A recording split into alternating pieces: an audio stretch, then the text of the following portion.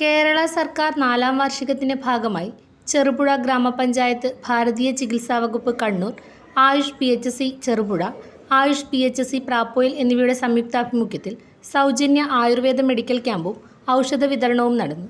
പഞ്ചായത്ത് ഹാളിൽ president KF Alexander ഉദ്ഘാടനം ചെയ്തു. വൈസ് പ്രസിഡന്റ് റെജി പുളിക്കൽ അധ്യക്ഷയായി. ബ്ലോക്ക് പഞ്ചായത്ത് അംഗം AC പൗലോസ്, ഡോക്ടർ റെജീന, ഡോക്ടർ പ്രവീൺ, അനിൽകുമാർ കരിച്ചേരി എന്നിവർ സംസാരിച്ചു.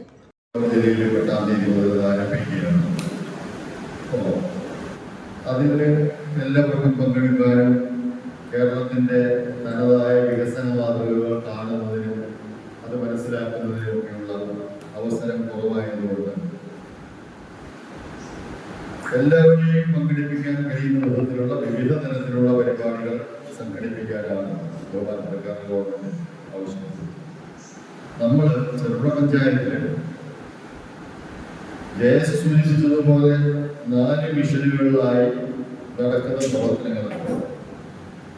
അഭിമാനത്തോടെ പറയാൻ വളരെ ഭംഗിയായി നടത്തിക്കൊണ്ടിരിക്കുന്ന ഒരു തദ്ദേശ സ്വയംഭരണ സ്ഥാപനമാണ് ചെറുപുഴ.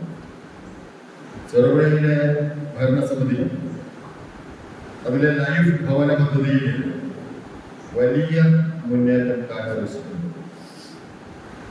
അടുത്ത ആഴ്ചയിൽ തന്നെ നമുക്ക് നമ്മുടെ പഞ്ചായത്തിൻ്റെ മികവ്, അതായത് ലൈഫിൽ അപേക്ഷിച്ച മുഴുവൻ ആളുകൾക്കും വീട് നൽകി കഴിയുമെന്ന പ്രഖ്യാപനം നടത്താൻ വേണ്ടി കഴിയുമെന്നാണ് വിചാരിക്കുന്നത്.